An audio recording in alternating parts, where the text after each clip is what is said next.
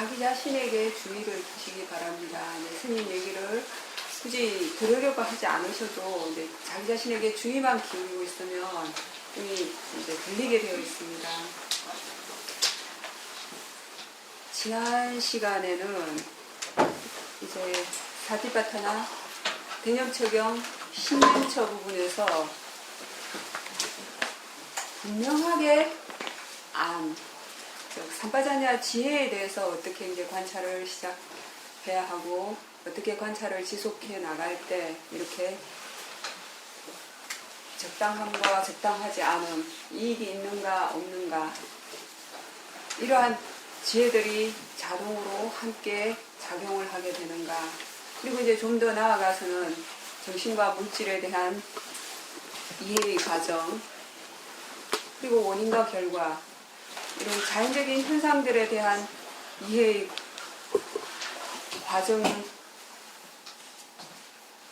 생겨날 수 있는가 하는 것을 어떻게 이제 관찰을 해 나갔을 때 그렇게 분명하게 알미라는 지혜가 생겨나는가에 대해서 이제 말씀을 드렸습니다. 부처님께서는 우리가 수행자들이 나아갈 때도 물러날 때도 앉아있을 때도 서있을 때도 걸어갈 때도 심지어는 먹고 마실 때 화장실에서 대소변을 볼 때조차도 분명하게 알면서 해야 한다 라고 말씀을 하셨습니다. 그리고 또 한 가지 특히 중요한 부분, 대화할 때 여러분들 생각을 해보십시오. 대화할 때 여러분들 안 해야 할 말을 하고 나서 후회해 보신 적 많이 있으시죠? 그리고 해야 할 말을 못해도 뒤에 또 번뇌가 남습니다. 그래서 삶 속에서 이렇게 분명하게 사띠가 있고 분명하게 알면서 이익이 있는 말이기 때문에 말을 하고 적당하기 때문에 필요한 만큼만 말을 하는 습관을 하게 된다면, 그런 습관을 들이게 되면 말과 관련된 불선업이 자연히 줄어들 수밖에 없습니다. 그리고 그 외의 상황 속에서도 이러한 지혜가 함께 한다면, 삼파자냐 지혜가 함께 한다면은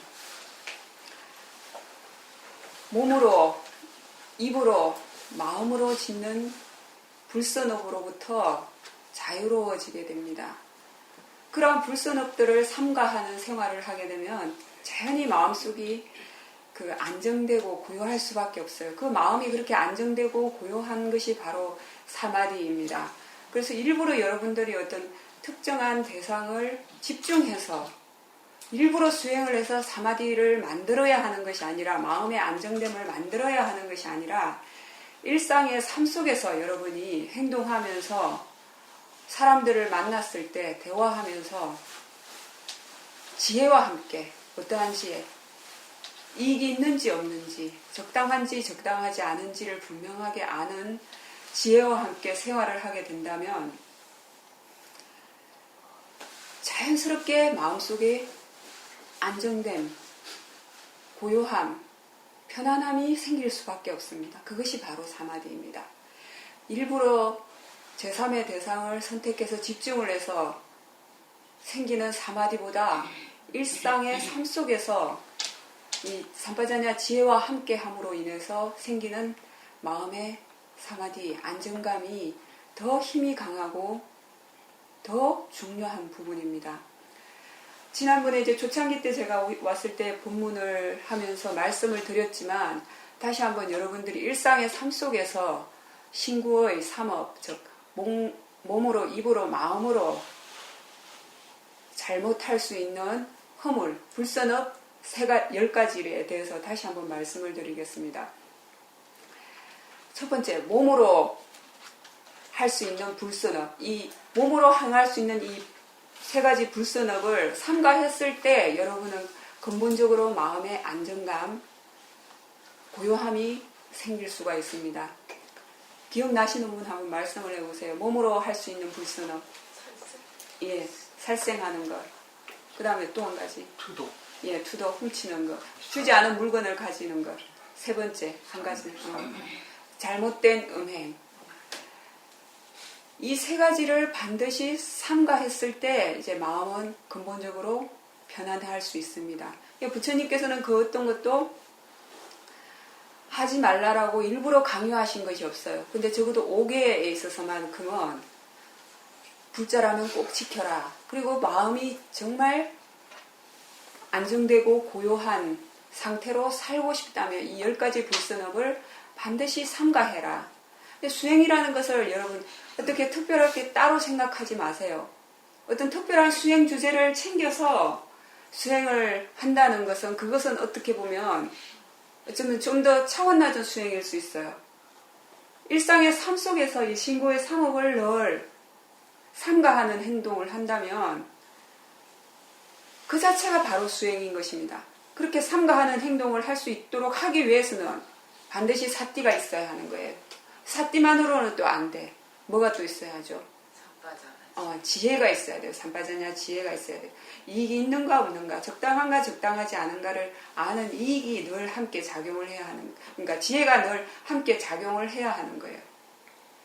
그래서 몸으로 할 수 있는 불선업은, 저지를 수 있는 불선업 3가지는 살생하는 것, 그리고 주지 않은 물건을 가지는 것, 그리고 잘못된 음행을 행하는 것. 이것은 몸으로 저지를 수 있는 불선업이에요. 이것은 제가 볼자가 반드시 지켜야 할, 삼가해야 할 3가지 요소예요. 그 다음에 말과 관련된 4가지. 몸과 관련된 불선업 3가지는 사실 좀 지키기가 쉬워요. 누구나 약간의 상식적인 측면의 도덕성만 가지고 있다면 누구나 절제할 수가 있어요. 이것보다 좀 더 어려운 것이 말과 관련된 4가지 불선업이에요. 이 말과 관련된 4가지 불선업으로부터 자유롭지 못한다면 여러분의 마음은 고요해지기 힘듭니다. 이 삶 속에서 이 말과 관련된 4가지 불선업을 삼가할 수 있도록 노력하고 삼가되어졌을 때, 그때 여러분의 마음은 비로소 근본적으로 안정되고 편안할 수가 있게 됩니다. 말과 관련된 불선업 4가지. 자, 뭐죠? 기억나시는 분 말씀해 보세요. 예, 거짓말 하는 것, 첫 번째. 두 번째, 예, 사람과 사이를 이간질 한다는 거나 사이가 나빠지게 할 가능성이 있는 말. 그 다음에 3번째, 거친 말. 욕설을 비롯한 거친 말. 그 다음에 4번째, 불필요한 말. 필요하지 않은 불필요한 말. 이 말과 관련된 그 불선업 4가지를 삼가하는 데 있어서는 정말 사띠의 힘이 좋아야 되고 지혜가 항상 작용을 해야 합니다. 여러분 일부러 그 마음을 안정되게 하기 위해서 사띠를 챙겨야 하는 것이 아니라 일상의 삶 속에서 이 말과 관련된 불선업만 삼가할 수 있어도 마음이 많이 고요해집니다. 그렇지만 이 말과 관련된 불선업 4가지를 삼가할 수 있기 위해서는 반드시 사띠가 있어야 되고 이 삼바자냐 지혜가 늘 함께 작용을 해야 됩니다. 늘 말을 하기 전에, 말을 하는 순간에 지금 이 말을 하는 것이 이익이 있을까 없을까, 이 말을 지금 하기에 적당한가 적당하지 않은가, 그리고 말을 한다면 어느 정도로 해야 하는가, 정말 이 말이 꼭 필요한가, 한번 여러분 실천을 한번 해보세요. 이익이 있는지 없는지. 일부러 1시간 좌선을 해서 마음을 고요하게 만드는 것보다 일상의 삶 속에서 말과 관련된 불선업만 삼가할 수 있어도 마음이 많이 안정되고 고요해지게 됩니다. 그렇지만 이 말과 관련된 몸으로 행할 수 있는 불선업 7가지를 삼가할 수 있기 위해서는 반드시 사띠가 있어야 되고 삼바자냐 지혜가 함께 작용을 해야 합니다. 그렇지만 이 삼바자냐 지혜가 자동으로 들어오지, 사띠가 있음에도 자동으로 들어오지 않을 때는 마음이 안정되지 않은 거예요. 그럴 때는 어떻게 해야 하죠? 질문. 네, 질문. 누가 질문을 하죠? 스님이 질문을 해드릴까요? 쫓아다니면서 마음속으로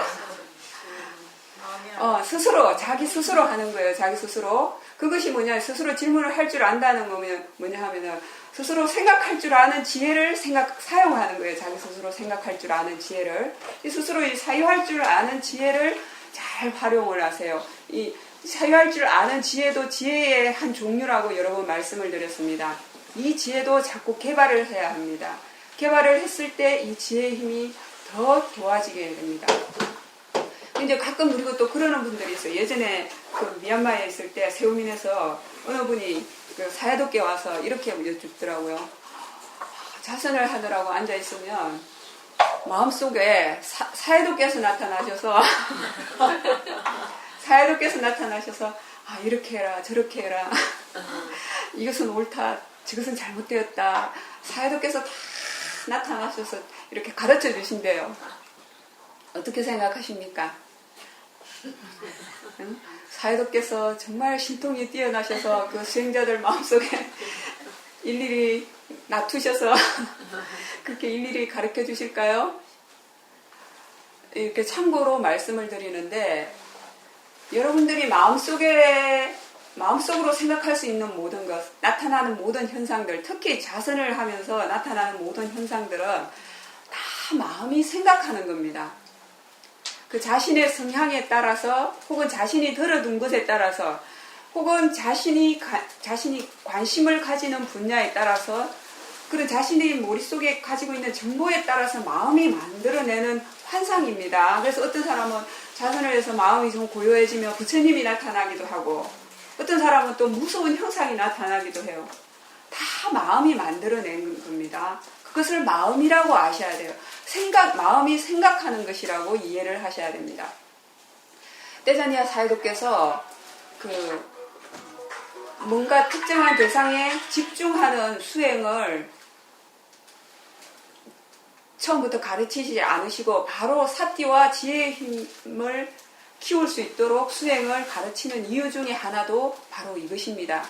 사띠와 지혜가 없는 힘이 약한 상태에서 사마디만 그러니까 마음이 어떤 특정한 대상에 집중해서 마음을 고요하게 만드는 수행을만 하게 되면은 오래 하게 되면은 지혜가 안 따라오게 되면은 이렇게 마음속에서 일어나는 현상들, 마음이 만들어내는 환상들을 그대로 믿게 됩니다. 왜냐하면 그 마음이 만들어내는 환영들을 마음이 생각하는 것이라고 이해를 하는 지혜가 없기 때문에 그러한 지혜가 없게 되면 마음이 만들어내는 그러한 것을 믿게 돼요. 그러면 어떻게 되죠? 최악의 경우 정신병원 갑니다. 그래서 이제 마음속에서 일어나는 모든 현상은 그것이 좋은 것이건 나쁜 것이건 그것은 다 마음이 생각하는 것이라고 미리 들어두시고 그것을 잘 사유해서 스스로 이해할 수 있어야 됩니다. 마음이 만들어내는 것은 그 무엇도 믿지 마세요. 마음은 단지 마음일 뿐입니다. 그 마음이 만들어내는 것과 그리고 마음이 그것을 지켜가는 마음 쪽에서 그것이 옳은지 그른지 그것이 마음인지 그리고 대상으로 알고 있는지 그러한 지혜가 있는지를 마음 쪽에서 항상 늘 판단을 하셔야 돼요. 그래서 현상이 무엇이 일어나는 것을 중요하게 생각하지 마세요. 고요함이 나타나건 고요하지 않음이 나타나건 그 전에 원인이 있어서 그 전에 원인에 의해서 그러한 고요한 현상이 일어날 원인이 갖추어지면 고요함이 나타날 것이고 고요하지 않은 현상이 일어날 원인이 갖추어졌다면 고요하지 않은 현상이 일어날 거예요. 현상은 현상일 뿐이에요. 마음은 마음일 뿐이에요. 대상은 대상일 뿐입니다. 그쪽을 중요하게 여기지 마시고 늘 관찰하는 마음 쪽, 지켜보는 마음 쪽에 일어나는 모든 것들에 대해서 대상이라고 이해하는 지혜가 작용하고 있는가 이러한 것을 잘 확인을 하셔야 됩니다. 오늘은 이제 삼빠자냐 지혜를 지난번에 마쳤고 이제 오늘은 신념첩 수행 중에서 이제 네 번째 부분 몸의 32가지 부위에 대한 혐오에 대한 관찰입니다. 이제 대념처경 처음 이제 강의를 시작하면서 말씀을 드리면서 이 대념처경 신념처 부분에는 부처님께서 사마타 수행을 바로 시작하는 사람을 위해서 설하신 부분도 있고 미파사나 수행을 바로 시작하는 사람을 위해서 설하신 부분도 있다라고 말씀을 드렸습니다. 그렇다면 이제 사마타 수행을 먼저 시작하는 사람은 어떤 것이냐, 수행자는 사마타 수행을 먼저 시작한다는 것은 무엇이냐? 그것은 이제 사마타 수행의 목적은 지혜를 개발하는 데 목적이 있지 않습니다. 마음의 안정됨, 마음의 고요를 목적으로 하는 수행이에요. 그래서 사마타 수행은 뭐 빠ඤ්ඤ띠와 빠라마타, 즉 개념과 궁극적으로 실제하는 것이 무엇인가, 이러한 것에 대한 관찰을 염두에 두지 않습니다. 단지 어떤 지금 현재 일어나는 어떤 특정한 대상에 대한 개념, 빠라마타, 즉 실제하는 법 쪽보다는 개념을 대상으로 집중을 해서 마음을 안정되게 하는 것이 목적이에요. 그래서 이 몸의 32가지 부위에 대한 혐오에서는 부처님께서 어떻게 사마타 수행을 가르치셨나 하면은, 온몸에서 우리가 갖추어지는 이제 이 자체를, 이 육체를, 여러분들은 보통 수행자들은, 수행을 하지 않는 사람들은 어떻게 생각하죠? 이것을 내 몸이다, 완성된 이 내 몸이라고 생각을 하게 됩니다. 그리고 이 몸이 아름답다, 혹은 뭐 추하다, 그리고 즐거운 것이다, 뭐 그런 착각들을 하고 산단 말이에요. 그래서 부처님께서는 그러한 착각으로부터 벗어나서 이 비파사나 수행을 할 수 있는 마음 자세가 갖추어지도록, 그러한 마음의 안정됨이 갖추어지도록 이러한 사마타 수행을 경우에 따라서는, 필요한 경우에 사마타 수행을 먼저 하시도록 가르쳐 주셨어요. 어떻게 이제 사마타 수행을 여기서는 하라고 말씀을 하셨냐면은, 그래서 이제 사마타 수행도 꼭 한 가지 방법만 있는 것은 아니에요. 여러 가지 방법이 있는데, 이제 여기 몸의 32가지 부위에 대한 혐오에서는 우리 몸을 구성하고 있는 각 요소들을 32가지로 구분해서 이제 말씀을 해 주셨어요. 그리고 그 32가지 몸의 요소들을 부분별로 고찰을 하게 했어요. 그러면 이제 전체적으로 이게 하나의 완성된 육체로서 생각을 할 때는 우리가 이 자체가 나라는 착각을 할 수가 있게 되고, 이 몸 자체를 아름다운 것이다, 즐거운 것이다, 혹은 괴로운 것이다 라는 착각을 하게 되기 때문에, 그러한 착각으로부터 벗어나서 이제 수행을 할 수 있도록 하기 위해서 부처님께서 부분별로 우리 몸은 어떻게 구성이 되어 있는가 말씀을 해주셨어요. 그래서 이제 총 32가지로 나누어 주셨는데, 이 32가지를 한꺼번에 쭉 나열을 하려고 하면 힘이 드니까 5가지, 그리고 6가지로 구분해서 이제 암송을 해서 처음부터는 이제 머리 끝에서부터 아래쪽으로 내려오고, 나중에는 또 발끝에서부터 위쪽으로 거슬러 올라가면서 이제 부분적으로 고찰을 해서, 우리가 완성된 이렇게 하나의 통일된 몸이라는 것이 존재하는 것이 아니라 이렇게 부분별로 존재하는 것일 뿐이구나. 이것이 정말 아름다운 것이 아니라 혐오스러운 것일 뿐이다. 애착할 것이 아니구나 하는 몸에 대한 애착으로부터 벗어나도록 하기 위해서 이러한 이제 수행을 가르쳐 주셨어요. 그래서 이제 미얀마에서는 출가를 하기 위해서 이제 머리를 깎기 전에, 스님이 되기 전에 항상 이 몸의 32가지 부위에 대한 요소를 먼저 암송을 하게 해요. 먼저 이제 수행을 할 때는 이게 구체적으로 뭔지 알아야 하니까, 입으로 이제 마음속으로 그걸 먼저 내용을 암송을 해서 실제로 삭발을 할 때 자기 스스로 그 부위에 대해서 명상을 하면서, 삭발하는 동안에, 머리카락을 깎는 동안에 이 부위에 대해서 명상을 하도록 합니다. 그리고 이제 어떤 곳에는 한 사람의 수행자가 이제 삭발을 할 때 옆에서 이렇게 암송을 해주기도 해요. 둘러서서 그 사람이 이제 몸에 대한 애착이 떨어져 나가도록 그러한 부위를 이제 암송을 해주기도 합니다. 어떻게 이제 부처님께서 몸의 32가지 부위를 나누어서 관찰을 해보라고 하셨냐면은, 이 몸에는 머리카락, 실제로 존재하는 것이라고는 머리카락, 몸의 털, 손톱, 발톱, 이빨, 그 다음에 살갗, 피부, 이러한 5가지 요소가 있고, 그 다음 5가지는 뭐냐면은 살 피부 속에는 살이 있죠. 살이 있고, 또 힘줄이 있죠. 힘줄이 있고, 그 다음에 뼈, 골수, 그 다음에 장기로는 신장이 있고, 이렇게 또 이제 5가지를 나누시고, 그 다음에는 이제 심장.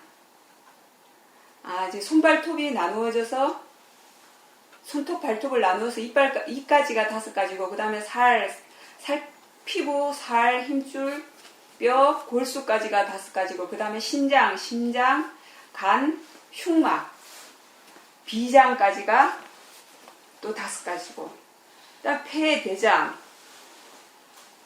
소장, 위까지가 5, 그 다음에 위, 그 다음에 거기까지가 5가지고, 그 다음에 쓸개, 가래, 고름, 피, 땀, 지방, 그 다음에 눈물, 피부에 기름기 있죠. 피부에 기름기, 그 다음에 침, 콧물, 관절에 오줌. 우리가 아름다운 몸이라고 생각하는 이 육체에는 단지 이러한 구성 요소가 있을 뿐이다. 자, 여러분들 지금 눈을 감고 한번 고찰을 해보세요. 이 몸의 34가지 부위에 대한 요소는 부처님께서 스스로 이렇게 지혜로서 반조를 하라고 알려주신 가르침이에요. 이 몸에 대한 애착으로부터 벗어나도록 하기 위해서. 여러분들 매일 거울을 보면서 어떻게 생각하죠? 좀 더 예쁘게 보이기 위해서, 아름답게 보이기 위해서, 멋있게 보이기 위해서 치장을 하시죠. 그렇지만 궁극적으로 우리의 몸을 형성하고 있는 것은 이러한 부분적인 요소들일 뿐이다. 그래서 이 몸에 대한 그런 관찰을 많이 함으로 인해서 몸에 대한 애착, 탐착으로부터 벗어나도록 하기 위해서 부처님께서 우리 몸을 32가지 부위로 구분해서 알려주셨어요. 자, 제가 이제 알려드릴 테니까 눈을 감고 한번 잘 사유를 해보세요. 이 몸에는 머리카락, 몸의 털, 손톱, 발톱, 이빨, 이러한 요소들이 있다. 역순으로는 이빨, 발톱, 손톱, 몸의 털, 머리털이 있다. 그리고 또 이 몸에는 피부, 살, 힘줄, 뼈, 골수, 역순으로는 골수, 뼈, 힘줄, 살, 피부가 있다. 그리고 또 이 몸에는 신장, 심장, 간, 흉막, 비장이 있다. 역순으로는 비장, 흉막, 간, 심장, 신장이 있다. 이 몸에는 폐, 대장, 소장, 위장, 똥이 있다. 역순으로는 똥, 위장, 소장, 대장, 폐가 있다. 이 몸에는 쓸개, 가래, 고름, 피, 땀, 지방이 있다. 역순으로는 지방, 땀, 피, 고름, 가래, 쓸개가 있다. 이 몸에는 기름기, 침, 콧물, 관절에 오줌이 있다. 이 몸에는 오줌, 관절에 침, 콧물, 피부에 기름기, 눈물이 있다.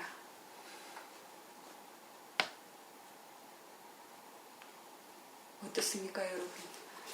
여러분들 매일 아름답게 치장을 하고 내 몸이라고 이렇게 깨끗하게 하기 위해서, 향기나게 하기 위해서 매일 씻어주고 먹여주고 뭘 얼굴에 발라주고 하는 이것이 구분적으로 나누어 보면 결국 이러한 요소들일 뿐인 거예요. 그것이 정말 아름다운 것입니까? 여러분, 바깥 형상을 보면서는 여러분들 뭐 아름답다, 추하다, 냄새나다, 더럽다 분별을 일으키시죠. 여러분들 뱃속에, 모든 사람들의 뱃속에 똥을 항상 가지고 있잖아요. 그죠? 왜 이러한 구체적으로 부처님께서 부분적으로 이렇게 장기들, 심지어 피부, 뭐 눈물, 기름기 이러한 요소들까지 다 언급을 하셨냐면 사람들이 아름답다고 애착하고 탐착하고 매일 씻어주고 먹여주고 향기 나는 거 바르고 하는 이 몸에 대한 애착으로부터 벗어나도록 하기 위해서 궁극적으로 이 몸을 구성하는 요소들을 구분해보면 이러한 것이다. 이것이 정말 아름다운 것입니까? 단지 이 생에 태어난 이상, 인간으로 태어난 이상 존재하는 동안에 필요한 만큼 먹여주고 재워주고 어느 정도 건강을 유지하도록 보살펴주면 되는 것이지 그 이상도 그 이하도 더 이상 애착하고 탐착할 필요가 없다는 뜻입니다. 역으로 말하면 이러한 몸에 대해서 지나치게 애착하고 탐착하고 즐길 것을 즐기고 해서는 수행을 바르게 해나갈 수 없다는 뜻입니다.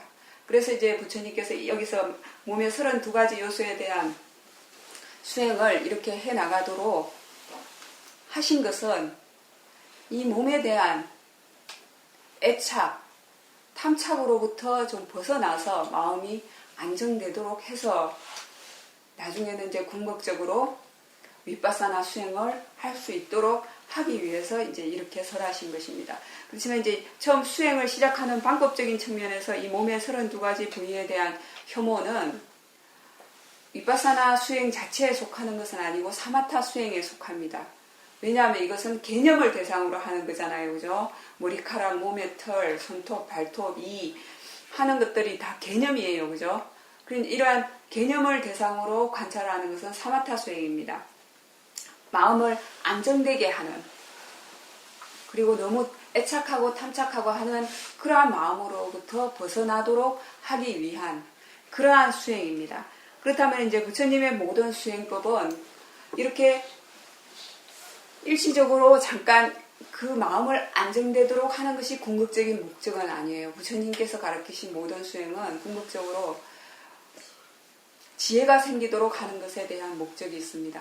그 지혜가 생기도록 하는 수행을 하기 위해서는 기본적으로 대상 쪽과 마음 쪽에 대한 차이에 대해서 이해를 할 때, 그때 비로소 윗바사나 수행으로 전환이 되게 됩니다. 그래서 이제 처음 수행을 시작할 때는 이러한 머리카락, 몸털, 뭐 손톱, 발톱, 피부 이러한 요소로서 관찰을 함으로 인해서 몸에 대한 애착, 탐착으로부터 좀 벗어났다면 궁극적으로 실제하는 것에 대한 고찰을 해나가도록 해야 합니다. 어떻게? 대상 쪽과 마음 쪽. 일어나는 모든 현상들은 대상 쪽이라는 것. 그리고 이제 지금 이렇게 개념으로서 머리카락, 손톱, 발톱 하는 구분을 하는 것 자체가 사실은 이거 자체는 사마타, 즉 개념을 대상으로 하는 거예요. 그래서 이제 윗바사나 수행을 할 때는 이러한 형상으로서 관찰을 하는 것은 아니고 직관적으로 일어나는 몸에서 일어나는 느낌들을 대상으로 관찰을 해 나가셔야 합니다. 그러면 이제 세오민 떼자니아 사이도께서는 그러면 왜 이렇게 이러한 그 수행을 일일이 그 사마타적인 요소에 대한 수행은 가르치지 않으셨는가? 윗바사나 수행을 바로 이해하게 되면은 굳이 이렇게 사마타 수행을 해야 할 필요는 없습니다. 사람에 따라서 이제 부처님께서는 그 사람에 따라서 필요한 사람들을 위해서 이렇게 사마타 수행도 설하셨지만 윗바사나 수행을 바로 이해해서 대상 쪽과 마음 쪽에 대한 관찰을 해 나간다면은 사마타 수행을 꼭 하지 않으셔도 됩니다. 지혜가 생기는 것에는 상관이 없습니다. 그리고 일상의 삶 속에서 수행을 하는 데 있어서는 이 사마타 수행 같은 경우에는 특정한 시간이 필요하고 장소가 필요합니다. 이렇게 걸어 다니면서 이 몸에는 머리카락, 털, 손발톱, 피부 뭐 이러고 관찰하고 있다가는 어떻게 됩니까? 사고 납니다. 그죠? 그래서 이러한 사마타 수행은 특정한 장소에서 시간을 가지고 좌선을 통해서 할 수 있는 수행이기 때문에 세우민 떼자니아 사야도께서는 그냥 사람들이 일상의 삶 속에서 바로 관찰할 수 있는, 바로 수행을 시작할 수 있는 그 위파사나 수행을 바로 가르치셨습니다. 이제 이렇게 그러면은 이제 몸의 38가지 부위에 대해서 이 몸은 머리카락, 몸의 털, 손톱, 발톱, 그 다음에 이, 피부, 살, 힘줄, 뼈, 골수, 신장, 심장, 간, 흉막, 비장, 폐, 대장, 소장, 위장, 똥, 쓸개, 가래, 고름, 피, 땀, 지방, 눈물, 기름기, 침, 콧물, 관절액, 오줌 등이 있다. 또 역순으로는 오줌, 관절액, 콧물, 침, 기름기, 눈물, 지방, 땀, 피, 고름, 가래, 쓸개, 똥, 위, 소장, 대장, 폐, 비장, 흉막, 간, 심장, 신장, 골수, 뼈, 힘줄, 살, 살갗, 이, 손발톱, 머리털, 손털. 우리 몸이라는 것은 단지 이러한 요소들이 있다. 이러한 것들이 정말 아름다운 것입니까? 아름다운 것이 하나하나 구분해서 본다면 결코 아름다운 것이라고 볼 수 없어요. 그죠? 단지 이러한 요소들이 구성되어서 형성되어서 우리가 이 몸이라고 지칭할 뿐입니다. 이렇게 오래도록 관찰을 하게 되면은 몸에 대한 애착, 탐착으로부터 벗어나게 되고 그 어떤 혐오스러운 것에 대한 느낌만 남게 됩니다. 그래서 이제 궁극적으로는 그렇게 오래도록 관찰을 하다 보면 부처님의 모든 수행은 지혜로서 관찰을 하는 것에 그 의미가 있습니다. 이렇게 오랫동안 이렇게 몸을 단지 몸으로만 관찰을 하게 되면은 존재하는 것으로는 결국 몸에서 몸을 관찰할 때 단지 몸으로만 관찰을 하게 됩니다. 그래서 안으로도 밖으로도 몸을 단지 몸으로만 관찰을 하게 되면 때로는 일어나는 현상을 관찰하게 되기도 하고 때로는 사라지게 되는 현상을 관찰하게 되기도 합니다. 몸에서 일어나는 현상을 관찰한다는 것은 무슨 뜻이냐면 다른 측면에서 말하면 일어나는 원인을 알게 된다는 거예요.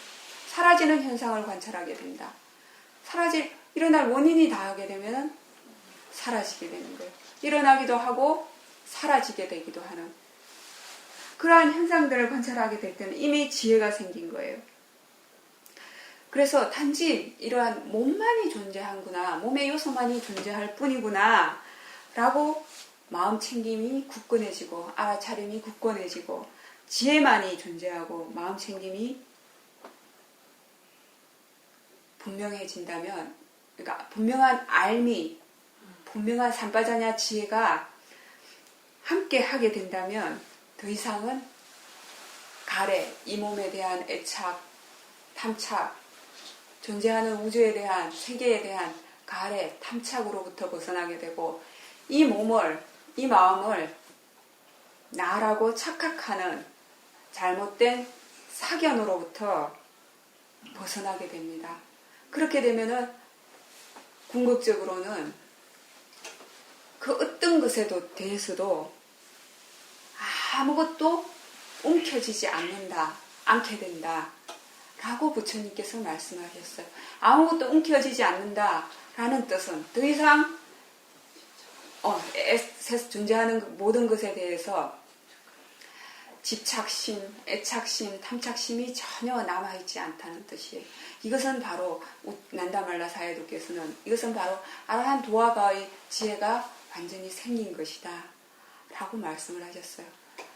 부처님께서는 그래서 이 모든 수행의 기별점은 이렇게 지혜가 생기도록 하기 위해서 설하셨습니다. 그래서 수행을 처음 시작하는 사람들은 바로 이제 위파사나 수행을 시작할 수도 있고 때로는 이렇게 사마타 수행을 먼저 시작해서 뭔가 마음에 대한 애착을 좀 쉬어지게 하고 마음이 좀 안정되도록 한 이후에 그 다음에 이제 사마타 수행을 하도록 사마타 수행을 그렇게 해서 그 다음에 이제 위파사나 수행을 하도록 이끌어 주신 그런 이제 방법을 사용을 하셨습니다.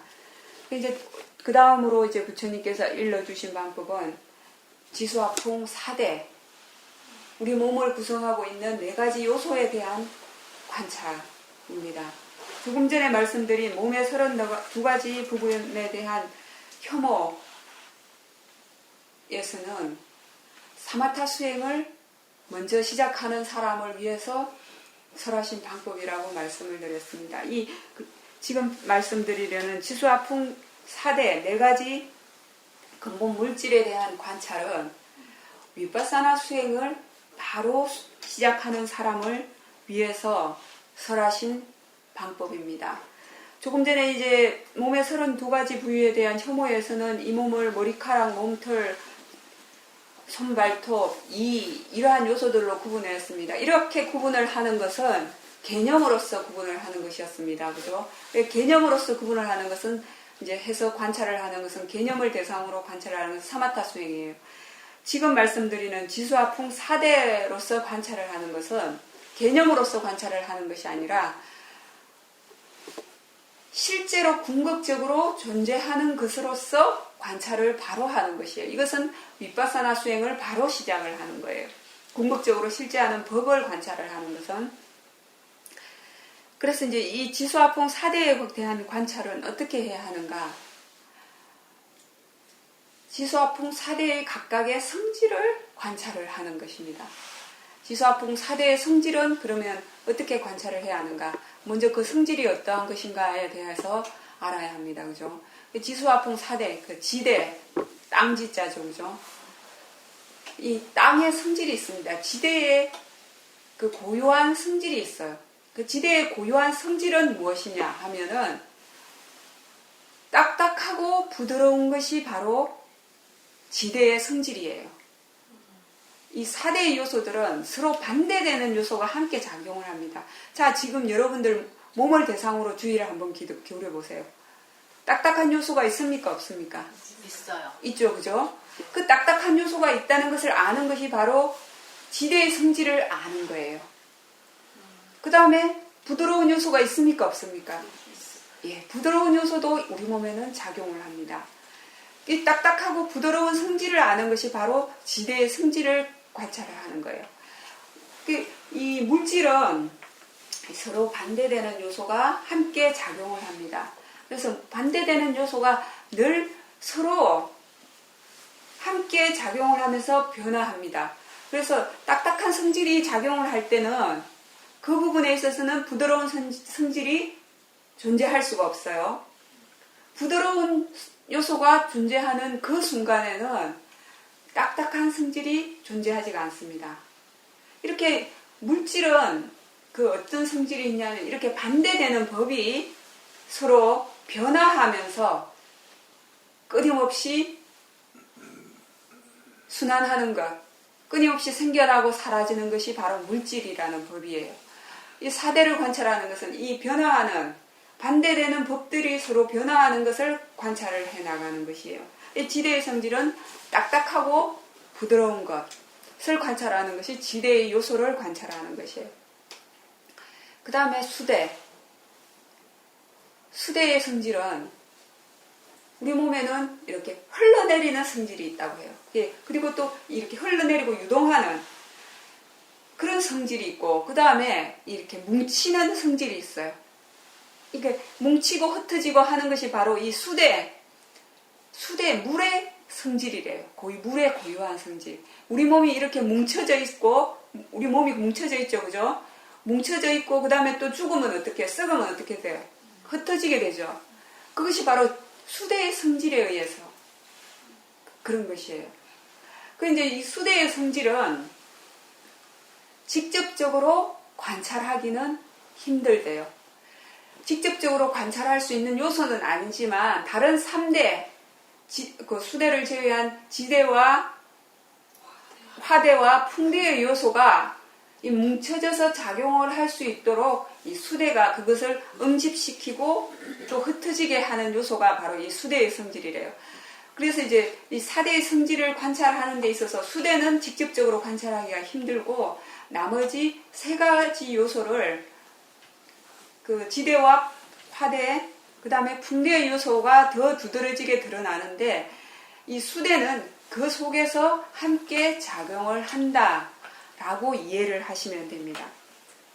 이렇게 이제 수대는 그래서 이제 다른 상대의 요소들이 뭉치고 흩어지고 또 흘러내리게 하는 이런 요소들을, 이런 성질이 바로 수대의 성질이고, 그 다음에 이제 화대의 성질은 무엇이냐 하면 우리 몸에 뜨거운 성질이 있습니까? 없습니까? 있어요. 뜨거운 성질이 있죠. 서늘한 성질이 있습니까? 없습니까? 네, 서늘한 성질이 있죠. 이렇게 우리 몸에서 직감적으로 느껴지는 요소들, 뜨거운 성질을 관찰하고 그 다음에 서늘한 성질을 관찰되어지는 것, 이것이 바로 그러니까 화대의 성질, 불의 성질을 관찰을 하는 것이에요. 그래서 뜨거운 성질이 존재할 때는 차가운 성질이 존재하지 않습니다. 차가운 성질이 존재하는 만큼 뜨거운 성질은 존재하지 않아요. 이 물질은 이렇게 서로 반대되는 법이 계속 변화하게 됩니다. 마지막으로 풍대의 요소들은 움직이는 요소, 팽창하고 수축하는 요소, 이것이 바로 풍대의 성질이에요. 마하시 수행체에서 이제 먼저 수행을 시작하신 분들은 배가 부름 꺼짐에 대한 관찰을 많이 해보셨을 거예요. 이 배가 부름 꺼짐을 관찰하는 것이 바로 이 풍대의 요소를 관찰하는 것이에요. 그래서 처음에 마하시 사야도께서 이제 이 배가 부름 꺼짐을 주관찰 대상으로 하는 수행을 가르쳤을 때 어떤 스님들에 의해서 이것이 이제 반론이 제기된 적도 있어요. 외국에서도 실제로 그러한 적이 있었어요. 이것이 부처님의 가르침에 적합한가, 적합하지 않은가. 부처님께서는 분명히 아나빠나 호흡에 대한 관찰을 가르치셨는데 배가 부르고 꺼지는 그 느낌을 관찰하는 것이 그 법다운 것인가 아닌가에 대한 토론이 한때 있었어요. 근데 이제 어떻게 결론이 났냐면은 결국 이 배가 부름 꺼짐에 대한 관찰은 이 지수화풍 중에서 풍대의 요소를 관찰하게 되는 것이에요. 그래서 이것은 법에 어긋나는 것이 아니다. 바로 풍대의 요소를 관찰하는 것이다. 라고 해서 이제 많은 수행자들에게 보편적으로 알려지게 된 수행 방법이 바로 마하시 사야도께서 가르치신 배가 부름 꺼짐을 관찰하는 것입니다. 이 배가 부름 꺼짐을 관찰할 때 부풀어지고 팽창했다가 수축되는 그 느낌 있죠. 그것이 바로 풍대 요소에 의해서 그런 것이에요. 자, 지금 여러분들이 이제 눈을 감고 한번 자신의 몸을 대상으로 한번 관찰을 해보세요. 먼저 이제 지대의 요소부터. 우리 몸에서 딱딱한 요소가 있습니까? 없습니까?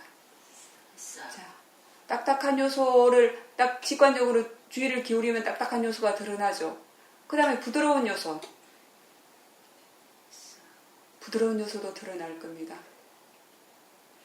그 다음에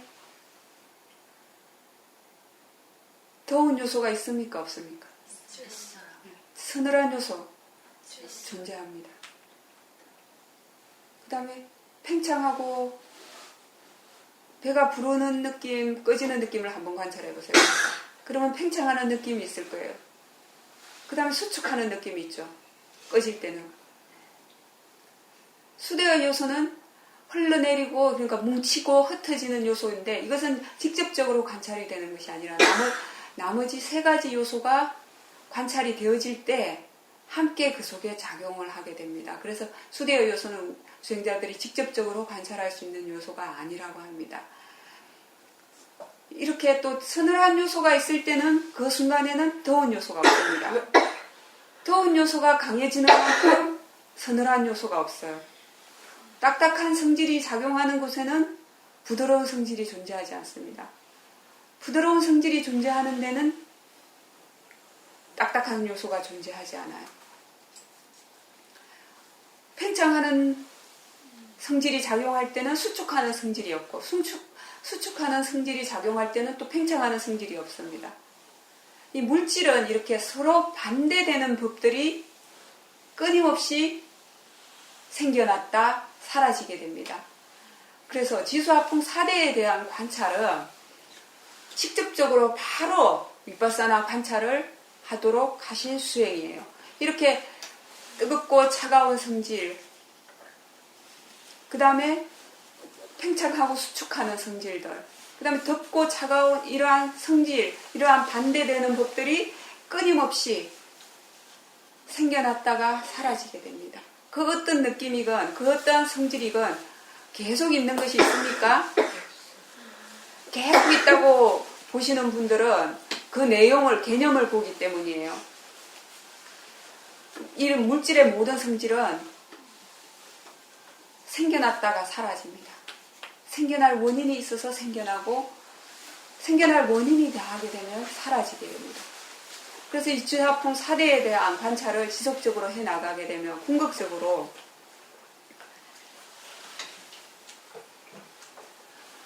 이 몸에는 단지 이러한 지대의 요소가 있을 뿐이고 수대의 요소가 있을 뿐이고 풍대의 요소가 있을 뿐이고 화대의 요소만이 존재할 뿐이다. 단지 몸으로만 관찰을 하게 됩니다. 그렇게 되면 이 몸을 굳건하게 나라고 착각했던 이 몸에 대한 애착, 이 몸을 나라고 생각했던 잘못된 사견으로부터 벗어나게 됩니다. 그러한 애착과 탐착, 잘못된 견해로부터 벗어나게 되면은 때로는 몸에서 일어나는 현상도 관찰하기도 하고 또 일어나는 원인이 닿게 되면 사라지는 현상도 관찰하게 되고 그러한 지혜가 더 좋아지게 되면 생겨나기도 하고 사라지게 되기도 하는 그런 원인과 결과에 대한 지혜들이 조금씩 생겨나게 됩니다. 그렇게 좀 더 오래도록 관찰을 하게 되면 이 몸과 마음에 대한, 이 몸에 대한 애착과 갈망으로부터 벗어나게 돼서 이 몸을 나라고 착각하는 사견으로부터 완전히 벗어나게 됩니다. 그러했을 때 이 세상에 존재하는 모든 것에 대해서 그 어떠한 것에도 탐착하지 않고 움켜쥐지 않는다. 이 몸과 마음으로부터 완전히 자유로워지게 된다. 라고 부처님께서 일깨워 주셨습니다. 이렇게 자기 자신의 몸을 대상으로 순간순간 알아차림을 해나가는 것이 바로 이러한 잘못된 견해로부터 벗어나는 지혜가 생기도록 하기 위해서 이 몸에 대한 애착을 놓아버리기 위해서 이 몸에 대한 탐착으로부터 벗어나기 위해서 우리가 순간순간 알아차림을 하는 것입니다. 그러면 사해도께서는 왜 이렇게 지대의 성질, 딱딱하고 부드러운 성질, 서늘하고 뜨거운 성질, 팽창하고 수축하는 성질을 일일이 구분해서 관찰하라고 하지 않으시는가? 왜 일일이 하나하나 관찰하라고 하시지 않으실까요? 여러분들 직관적으로 자기 자신을 대상으로 하면은 알아지는 것이 있습니까? 없습니까? 예, 직관적으로 알아지는 것이 있어요. 사해도께서는 이 대상 쪽에서 하나하나 관찰을 하는 것보다는 마음 쪽에서 마음이 알아차리는 힘을 키우도록 하기 위해서 마음속에 알아차림이 있다는 것을 알고 알아차림이 뭔가를 이해하고 마음 쪽에서 기다리게 되면은 대상은 두드러진 현상이 자동적으로 드러나기 때문에 이제 수행을 처음 시작하는 사람들을 위해서 부처님께서는 이렇게 자세하게 지대의 성질은 이러한 것이고 수대의 성질은 이러한 것이고 풍대의 성질은 이러한 것이고 화대의 성질은 이러한 것이다 라고 구분해서 설명해 주셨지만 이러한 성질이 무엇인가를 이해하고 나면은 직관적으로 자기 몸에 주의를 기울였을 때 두드러지게 드러나는 현상들은 자동적으로 드러나게 되어 있습니다. 그래서 사해도께서는 이 대상 쪽에서 하나하나 대상 쪽에 밀착해서 하나하나 알아차리는 수행을 가르치신 것이 아니라 마음 쪽에서 기다리면서 들어오는 대상들, 일어나는 현상들을 알아차리는 수행을 익히도록 사해도께서는 이끌어 주신 거예요. 왜? 이렇게 일어나는 현상, 들어오는 현상, 나타나는 현상을 알아차림하는 것이 알고 하는 것이 사띠의 가속도가 더 빨리 붙기 때문이에요. 그리고 마음 쪽을 보는데 더 빨리 능숙해지기 때문입니다. 알아차림을 하는 방법에 있어서는 깨어있는 방법에 있어서는 두 가지 방법이 있어요. 한 가지는 삿띠를 두는 것이라고 표현을 합니다. 알아차림을 일일이 챙기는 것이에요. 뭐 몸의 움직임을 하나하나 알아차리고 지금 말씀드린 것처럼 4대의 요소들을 뭐 하나하나 찾아서 더운 성질을 알아차리고 서늘한 성질을 알아차리고 하는 것들을 하나하나 찾아서 알아차리는 방법이 한 가지입니다. 그 다음에 또 한 가지는 스스로에게 삿띠를 일깨워만 주면은 삿띠가 있도록 일깨워만 주면은 이미 대상은 그 속에 포함이 되어 있습니다. 그래서 떼자니아 사이도께서 권유해 주시는 방법은 삿띠가 무엇인가를 이해했다면은 이가 스스로에게 삿띠가 있도록 일깨워만 주라는 것이에요. 자기 자신에게 지금 알고 있는가? 내지는 마음이 지금 무엇을 알고 있는가? 하고 일깨워만 주면은 그 순간에 이미 삿띠가 작용하고 있게 되고 삿띠가 작용하고 있게 되면은 대상은 이미 그 속에 포함이 되어 있기 때문입니다. 그래서 이제 삿띠가 무엇인가 익숙해지셨다면은 스스로에게 일깨워주는 삿띠를 통해서 수행의 가속도가 붙도록 하는 것이 삿띠의 힘이 더 빨리 활성화되고 그 다음에 삿띠의 가속도가 붙었을 때 자연스럽게 마음 쪽을 관찰하게 되는 수행을 할 수가 있게 됩니다. 그래서 이제 부처님께서는 이러한 하나하나의 요소들을 구체적으로 관찰하도록 자세하게 설명을 하는 것은 수행을 처음 시작하는 사람들을 위해서 이렇게 자세하게 하나씩 관찰을 하라고 그 성질들을 각각 구분해서 일깨워 주셨습니다. 그렇지만 궁극적으로 부처님의 모든 수행법은 아까 말씀드렸던 것처럼 마음에서 모든 탐착과 애착 그리고 이 몸과 마음을 나라고 착각하는 잘못된 견해로부터 벗어나서 이 몸과 마음에 대한 애착에서 완전히 벗어나서 모든 번뇌로부터 벗어나는 지혜가 생기도록 하는 것에 그 목적이 있습니다. 그래서 그렇게 되기 전까지는 의도적인 노력을 하셔야 됩니다.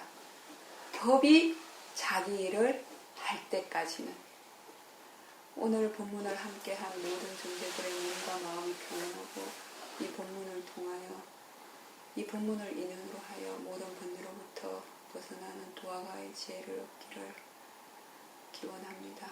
사주